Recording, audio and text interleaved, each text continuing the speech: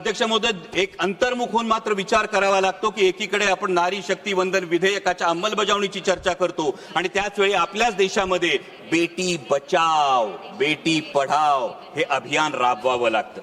त्याच वेळी आपल्या देशामध्ये महिलांवर होणाऱ्या अत्याचारांची संख्या दिवसेंदिवस वाढत जाते। लाखो महिला या बेपत्ता होण्याच्या तक्रारी नोंदल्या जातात, त्याच्यावर कुठलीही ऍक्शन घेतली जात नाही। आत्ताच अध्यक्ष महोदय महाराष्ट्रामध्ये एका भोंदू बाबांचं प्रकरण समोर आलं आणि त्या भोंदू बाबाचं प्रकरण समोर आल्यानंतर त्या लैंगिक अत्याचार प्रकरणातले व्हिडिओज हे समाज माध्यमावर जर व्हायरल झाले तर मग तपास करणारे अधिकारी आणि पर्यायानं गृहमंत्री म्हणून त्यांची या महिलांचं संरक्षण करण्याची जबाबदारी नव्हती का, हा प्रश्न निर्माण होतो। आणि म्हणूनच अध्यक्ष महोदय, अंमलबजावणी करणाऱ्यांच्या मानसिकतेविषयी जरूर प्रश्नचिन्ह उपस्थित होतं। कारण यत्र नार्यास्तु पूज्यते रमन्ते तत्र देवता असं एकीकडे म्हणणाऱ्या आणि त्याच वेळी स्त्रियांना वेदांचं अध्ययन नाकारणाऱ्या आणि पतीची सेवा हे स्त्रीचं कर्तव्य असं मानणाऱ्या मनुस्मृतीचा उदो उदो करणाऱ्यांच्या हातात जर याची अंमलबजावणी असेल तर याच्या अंमलबजावणीच्या हेतू शुद्धतेविषयी खरोखर मनात शंका निर्माण होती। कारण अध्यक्ष महोदय, खरं तर जसं मगाशी माझे सहकारी अरविंदजी सावंत यांनी म्हटलं त्या पद्धतीने संपूर्ण विरोधी पक्षाचं हेच मत होतं की नारी शक्ती वंदन विधेयक हे 2024 लाच लागू करा, द्या आमच्या बहिणींना हक्काचा अधिकार, द्या आमच्या बहिणींना या पार्लमेंटमध्ये आणि विधानसभेमध्ये प्रतिनिधित्व। आणि हे फार सोपं होतं करणं आणि हे आवर्जून सांगतो कारण उद्या हे सांगितलं जाईल की विरोध केला, पण विरोध या गोष्टीला नाही, अंमलबजावणीच्या पद्धतीला मात्र नेमका विरोध। कारण अध्यक्ष महोदय, नारी शक्ती वंदन विधेयक जे आपण 2023 मध्ये पारित केलं त्याच वेळी त्यामध्ये फक्त सेन्सस पॉप्युलेशन सेन्ससचा जर एक मुद्दा बाजूला गेला असता, डिलिमिटेशनचा मुद्दा बाजूला गेला असता तर 2024 मध्येच हे विधेयक लागू करता आलं असतं आणि आता ही चर्चा करण्याची आवश्यकता भासली नसती। उलट 33% महिला भगिनी या संसदेचा भाग असल्या असत्या। परंतु आता मात्र जे विधेयक आणलंय ते महिला विधेयकाच्या आडून एक वेगळा कावा तर खेळला जात नाही ना, हा प्रश्न उपस्थित होतो। कारण एकीकडे डिलिमिटेशन नंतर 815 सदस्य होणारे हे सदस्य होत असताना उत्तरेकडच्या राज्यांना 40% प्रतिनिधित्व आणि दक्षिणेकडच्या राज्यांना जेमतेम 20% प्रतिनिधित्व मिळालं तर एक व्यक्ती एक मत एक मूल्य हे जे तत्व आहे या तत्वाला हरताळ फासली जाणार नाही। दुसरीकडे महत्वाचा मुद्दा हा आहे की समजा शाळेमध्ये एक विद्यार्थी आहे, तो विद्यार्थी चांगला अभ्यास करतो, चांगला अभ्यास करून चांगल्या गुणांनी पास होतो, दुसरा विद्यार्थी म्हणावा तसा अभ्यास करत नाही, त्याला गुण मिळत नाही, आपण बक्षीस कुणाला देणार? चांगल्या गुणांनी पास झालेल्या की अभ्यास न करणाऱ्या विद्यार्थ्याला? दुर्दैवानं ज्या राष्ट्रीय कार्यक्रम ज्या राज्यांनी अत्यंत प्रभावीपणे राबवले, लोकसंख्या नियंत्रणात आणली, त्या राज्यांना मात्र डिलिमिटेशन मध्ये शिक्षा मिळेल का आणि ज्यांनी राबवली नाही त्यांना मात्र याच्यामध्ये सवलत मिळेल का, असा प्रश्न निर्माण होतो। दुसरा महत्वाचा मुद्दा येतो तो प्रादेशिक असमतोलाचा। दोन महत्वाचे मुद्दे सर। प्रादेशिक असमतोलाचा मुद्दा आज आपण बघतो संपूर्ण देशामध्ये शहरी भागामध्ये लोकसंख्या फार मोठ्या प्रमाणावर वाढली आहे आणि डिलिमिटेशनचा निकष हा फक्त लोकसंख्या असेल तर शहरी भागातलं प्रतिनिधित्व फार मोठ्या प्रमाणावर वाढेल आणि त्याच वेळी ग्रामीण भागाचे मुद्दे, ग्रामीण भागाचे प्रश्न मांडण्यासाठी, माझ्या शेतकऱ्यांचे, माझ्या कष्टकऱ्यांचे प्रश्न मांडण्यासाठी पुरेसं प्रतिनिधित्व मिळेल का, हा पुढचा फार महत्वाचा मुद्दा येतो।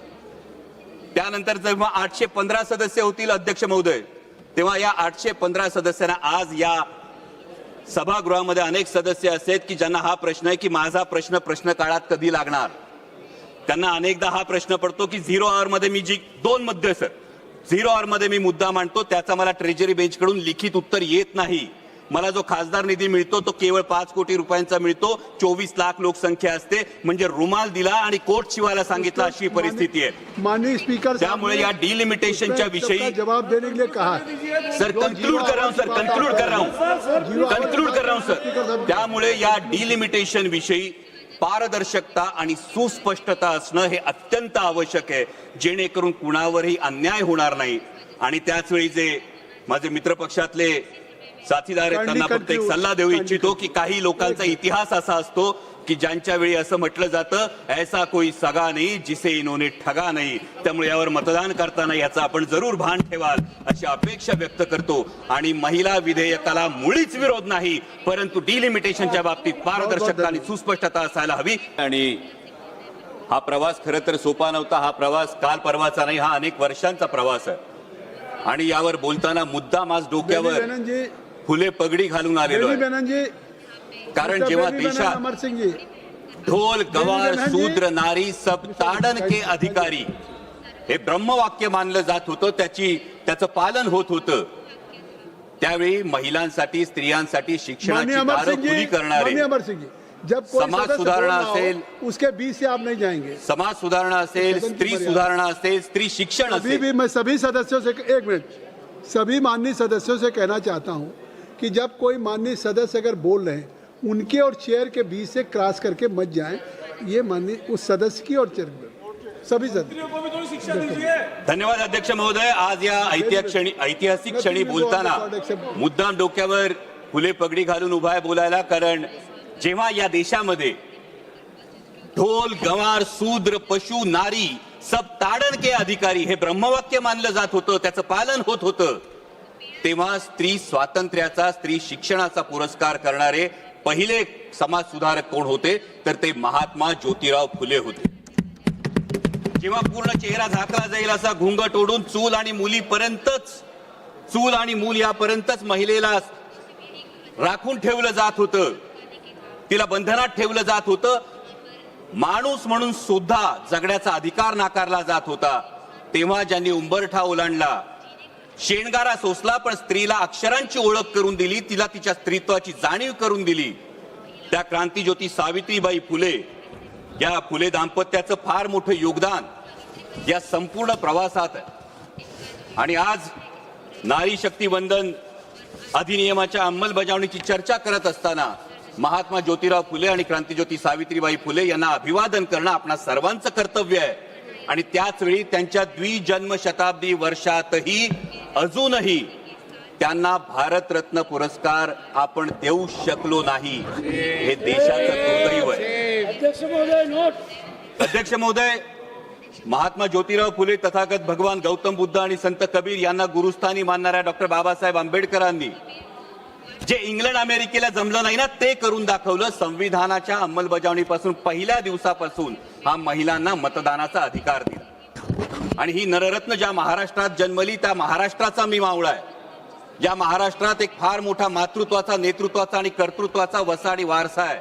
जो मातृत्वाचा वसाडी वारसा आहे तो राष्ट्रमाता जिजाऊ माँसाहेबांचा आहे. कर्तृत्वाचा वसाडी वारसा क्रांतिज्योती सावित्रीबाई फुल्यांचा आणि नेतृत्वाचा वसाडी वारसा पुण्यश्लोक अहिल्याबाई होळकरांचा आहे. आणि त्यामुळे या महिला आरक्षण विधेयकाला विरोध असण्याचं काही कारणच उद्भवत नाही. इतकंच नाही अध्यक्ष महोदय, तर देशात पहिल्यांदा स्थानिक स्वराज्य संस्थांमध्ये 33% महिला आरक्षण देणारं राज्य हे महाराष्ट्र होतं. आणि तेव्हाचे मुख्यमंत्री होते आदरणीय शरदचंद्रजी पवार साहेब. देशाला पहिलं महिला धोरण देणारे, संरक्षण दलात महिलांना नोकरीची संधी देणारे, वडिलोपार्जित संपत्तीमध्ये सुद्धा महिलांना वाटा देणारे आदरणीय शरदचंद्रजी पवार साहेब होते. आणि त्यामुळे या महिला आरक्षण विधेयकाला विरोध करण्याचा मुळीच प्रश्न नाही. आणि जर कोणी म्हणत असेल की कुणाला वाटत असेल की हे करून आपण उपकार करतो, तर त्यांना एवढंच सांगू इच्छितो की उपकार आपण करत नाही आहोत, तर त्या मातेनं आपल्याला जन्म दिला आणि हे जग बघण्याची संधी दिली, हा तिचा आपल्यावर उपकार आहे. पण